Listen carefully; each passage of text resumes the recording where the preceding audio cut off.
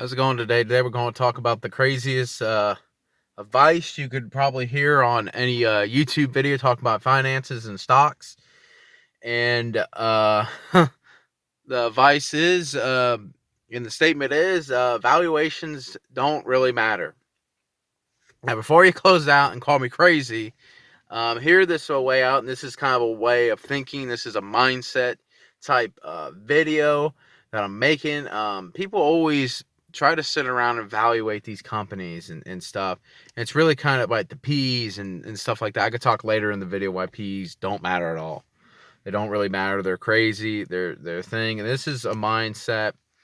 This is really the way to look at it. And I hope this changes your whole kind of way to look at it, and I'm going to sit back and explain it in a way where you really don't look at valuations. Some of the best stocks I've ever bought were crazily overvalued at the time I bought them, and some of the best deals and the best valuations turned out to be sour and value traps. You know, you ever heard that saying? You know, I got into this value trap. It was a good value. It was a piece of junk, and it turned out horrible. And this one will, I mean, think about Amazon. A perfect example. Amazon IPO back in the 1990s, 98. And the stock went up. It was about $3 a share. Stock split adjusted. Then it went all the way up to 100. Let's say you were crazy enough and didn't care about the valuations of it and bought it at 100. And held it for all them years. And it crashed too. It went all the way back down to I think 10 or so. So essentially you lost 90% of your money on that thing. But really, buying Amazon at 100 paid off. I mean, it paid off, went up 20 times. So let's say you put $10,000 in it, you're sitting around $200,000, almost $250,000 today in today's money. So essentially, I mean, that's just why if you bought the S&P at the same time, you did almost pretty bad. You just doubled your money. Still pretty good though. I mean, still you doubled your money. You didn't get the average return of the S&P, and you kind of fell back. But just think about that. So essentially, if you're sitting around trying to evaluate, but Amazon's a great company, so essentially, it really didn't matter. The valuations really didn't matter on Amazon at the time. People were people were saying all these valuations horrible. Big bubble, bubble, and then it burst and it went down and then went way back up. And so essentially what you can take away from that is really valuations really are just kind of a short-term thing. They don't really calculate a lot of the future. They do, and they try to anyway, but sometimes you really don't know where the future is really going sometimes. And that's why valuations really don't matter. And that's why I always sit back and just Amazon was always overvalued. And essentially, if you bought it, at it, you did well. Same was Google too. So essentially, and it's crazy, when I bought Google, it was around the 500. Everybody say it was overvalued. It was crazy overly valued, and it was a horrible it was a great company, and that's why I bought it. It was a great company. I didn't even evaluate Google. I can't even tell you the intrinsic value and the discount cash flow formula and all that stuff. Maybe I could make a video explaining all that, but I didn't even care. I bought it because it was a great company. It was a growing industry. And just like with Shopify, I mean, Shopify is this crazy valuation, but is it? You know what I mean? Look, you might look back in 10 years and go, you know what? That wasn't a crazy valuation. That was almost cheap. So essentially, so that's why I always kind of, that's why kind of valuations really don't 100% matter, because they're just kind of a snapshot of what it is today. So essentially, that's why you always have to kind of buy these companies that are growing into these great into these industries, and really don't even look. Actually, I believe, and I strongly believe in this mindset, as someone that always looks forward in the future and knows what, or has a better idea what the future is going to look like, will do better than someone buying value. Someone doing all these formulas and finding all these values. I mean, essentially somebody that, even Warren Buffett, sits back and looks at the future. He doesn't buy it just because it's below book value or something. You know what I mean? He knew Coca-Cola was a great soft drink. People loved it. and it had so much room to grow back a long time ago. You know what I mean? It had all these deals it could do with restaurants. I mean, all the people going to drink it, you know, all these people, and it was growing. It was a great product and a great industry at the time. You know what I mean? It was kind of growing into being its own, and it just took off. It just exploded. So essentially, just like Geico in the 80s, everybody was driving these cars, and insurance wasn't that much. So essentially, he knew, you know, looking forward, you know, I mean, these are great companies, you know what I mean? And just like with the banks, when in the financial crisis, he wasn't looking at the valuation now, he's kind of looking forward. He knew that banks probably would recover, especially the ones that weren't really into the subprime mortgages and all that, and didn't have all that problems there. He knew in the future banks would be worth more. You know, so essentially, especially by the book value. So essentially, you don't want something that just meets valuations. You want something that exceeds that. So essentially, that's what you're really looking for. And you're looking for these top, especially in, I think, someone that an individual can look for is Peter Lynch. He was excellent at that. He always knew. He was always so forward thinking. So essentially, that's the way you have to be. So essentially, I believe, you know, I would rather overpay for a great company than buy something that's valued and all this. Because look at Kraft Heinz. I mean, Kraft Heinz is below its book value, but look at the future of it. You know, nobody really likes packaged meats and all that stuff they're trying to do. It's really Kraft Heinz just kind of sells all junk food. So look down the future. People are not buying junk food as much. They're always kind of on this health kick, which I think is good. It's a smart thing to be, per se, to kind of watch what you eat and all that stuff. And I think maybe it's a trend, or maybe people go back, but I don't think so. For that, people are more house conscious. So essentially, even Kraft Heinz is undervalued compared to its book value and all this valuations and all that. I wouldn't want to own,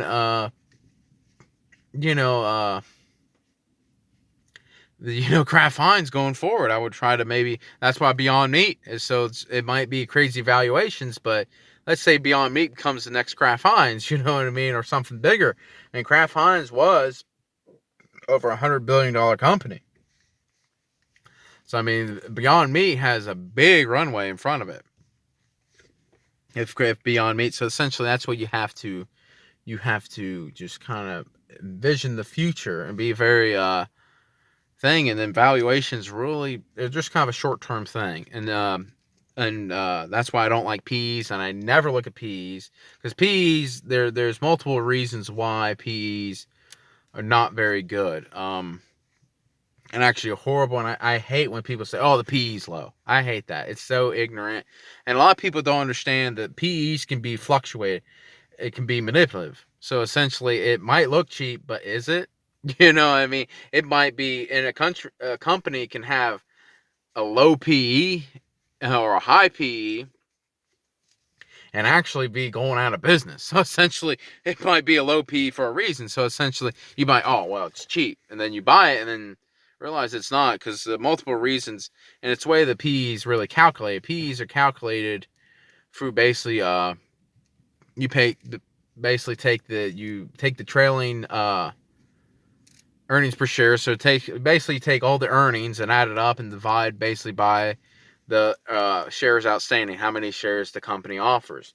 So essentially, and then it gives you the earning per share. Then you just divide by the price, and that's PE. So essentially, and here's the thing, a company can actually decrease its revenue, its top line, but actually increase its earning per share. So essentially, and they do that by buybacks. That's why Apple, their revenue is down, but their earnings is up, and their earnings per share. So essentially, and that directly influences PE. So essentially, the PE goes down, but their revenue is down. Their products are in less demand, and that's influenced by, because basically buybacks, they're basically less. There's basically less shares for everything. So essentially, that's why PEs are such. And they don't calculate really the most important number. And well, I'm not saying the most important, but very important number. It doesn't calculate free cash flow. So essentially, the business might be like a Ford or something, might have a very low PE, but it really, so essentially you're looking at it, and but it doesn't produce any cash flow. So essentially it's spending all of its money, all the earnings, and it's just, it can't grow. It doesn't really take any more money in. It's spending all on the expensive cars and stuff like that.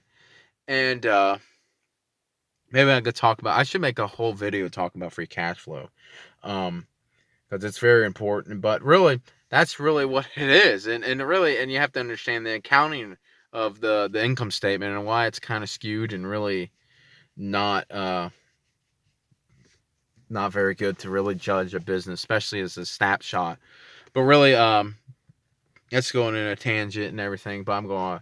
So basically, that's why really valuations are really kind of stupid, and I don't really evaluate a lot of the companies. I just kind of envision. I try to think the world, what is big now, and what will continue to be big over the next years, and what businesses will help them businesses become bigger. And really, that's why I liked Adobe. I mean, think about it, everything's going online, and where do you go to design maybe a t-shirt for your website or your YouTube channel? I mean, that's where do you go? Adobe. So Adobe is really helping out that industry. So essentially, that's why I recommended Adobe, and it's the Adobe, and that's why it's over 20% in the last 3 months. So essentially, and it's been on tear almost since 2009. It's over 10 times. So essentially, you can see the possibility, and here's the thing: if you looked at a value standpoint, you would have never bought it. It looked way overvalued, especially in 2009 when it was most overvalued, and that was the best time to buy it.